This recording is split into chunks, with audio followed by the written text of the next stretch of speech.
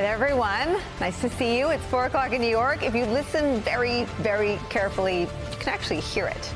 The clawing and scratching of an increasingly desperate figure whose political strength is admittedly undiminished, but who has always possessed a primal fear of criminal exposure. Today, that man stands fully exposed, and the depths of his political depravity and dedication to carrying out corrupt and criminal acts has been laid bare, not by radical leftists or crazed prosecutors or even any of us in the media, but by his innermost inner circle, and the really, really committed ones at that.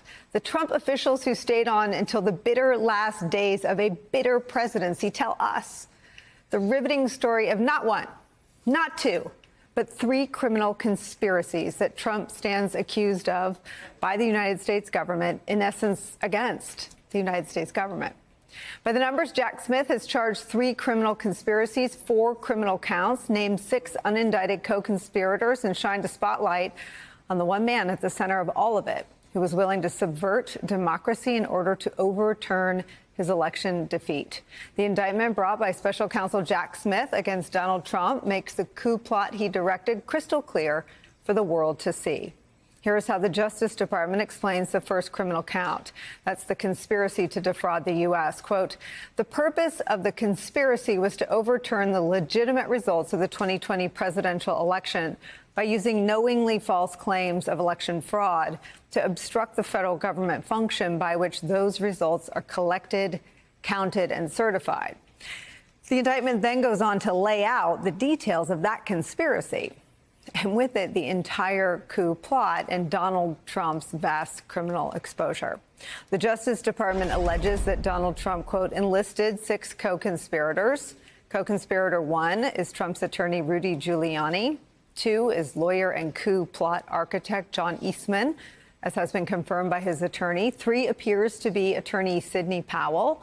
4 is none other than Jeffrey Clark. He's the official who tried to take over the Justice Department and did for a little bit and get DOJ to support Trump's fraud claims. 5 appears to be Kenneth Cheeseborough. Now, he's an attorney who mapped out the scheme to set up fake slates of Trump electors. It's currently a matter of debate and somewhat unclear who number 6 is. Number 6 is described as a, quote, political consultant who helped implement a plan to submit fraudulent slates of presidential electors. Now, the indictment shows how much DOJ built on the fine work of the January 6th Select Committee. It is chock full of new details. Here's some of it. According to DOJ, Donald Trump offered Jeffrey Clark the job of acting AG, and Clark accepted. The indictment goes on to say this, quote, on the afternoon of January 3rd, co-conspirator 4, meaning Jeffrey Clark, spoke with a deputy White House counsel believed to be Pat Philbin. The previous month, the deputy White House counsel had informed the defendant, that's Trump, that, quote, there is no world, there is no option in which you do not leave the White House on January 20th.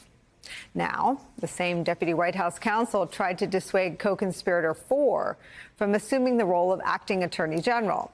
The deputy White House counsel reiterated to co-conspirator 4 that there had not been outcome determinative fraud in the election, and that if the defendant remained in office nonetheless, there would be, quote, riots in every major city in the United States. Co-conspirator 4 responds, quote, well, deputy White House counsel, that is why there's an Insurrection Act, end quote. And there's actually more. It now appears that much of the case involving the unprecedented pressure campaign on Mike Pence to stop the certification of the Electoral College on January 6th was built on contemporaneous notes taken by Pence himself and, yes, handed over to and provided to special counsel Jack Smith. The indictment mentions this conversation, quote, on December 29th, as reflected in the vice president's contemporaneous notes, the defendant falsely told the vice president that the, quote, Justice Department was finding major infractions, end quote. As we all know, that's not true. Bill Barr called them BS. We know it was false, and Trump knew it was false at the time. DOJ found no evidence of fraud that would impact the result of the election, and they told Trump that was the case. The vice president, just in the last hour, spoke out in his most forceful words yet about the conspiracy to overturn his and Trump's defeat. Watch. I really do believe that Anyone who puts themselves over the Constitution should never be president of the United States. And anyone who asks someone else to put themselves over the Constitution should never be president of the United States again. What the president maintained that day, and frankly has said over and over again over the last 2.5 years, is completely false. And it's contrary to what our Constitution and the laws of this country provide.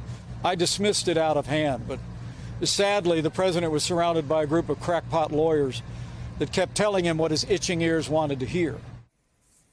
Some new language in there for Pence. Those are strident words against his old boss. Someday he'll say his name, Donald Trump.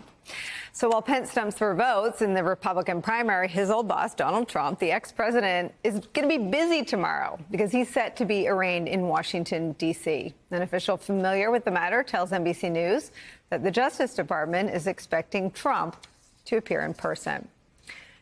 Day one after the third indictment, can't keep track anymore, of the ex-president for a coup against the government he once led is where we begin today. Joining me on set, former Justice Department prosecutor and senior member of Robert Mueller's special counsel investigation, Andrew Weissmann. Also joining us, criminal defense attorney Barry Berke. He led both efforts for House Democrats in their impeachments of Donald Trump. Also joining us from the New York Times, Washington correspondent Mike Schmidt is with us, and former acting U.S. Solicitor General Neil Katyal is here. Let's start at the table. Andrew Weissmann, I asked you this right before we came on the air. What, now that you've had time to sort of read it and get off live TV, what surprises you? Well, one thing that surprises me is, we're so focused on this indictment, and let's just take a step back. When you said this is the second, no, third indictment, just last week, the former president I have it wrong still. It's the fourth. It's technically the fourth.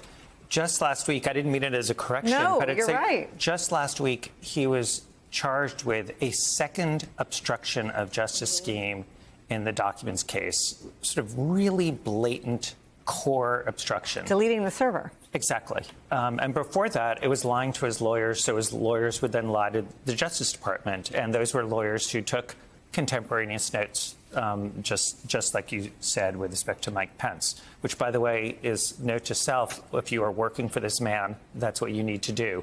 And as you know from having worked in the White House, that's not normal. You're not normally thinking that's what you have to worry about with the president of the United States. My big take home from this indictment was this is not going to be about the facts or the law. I remember a judge in the District of Columbia saying the courts are where the facts and laws still matter. And here, obviously, the government has to prove it. It has to be proved beyond a reasonable doubt, unanimously.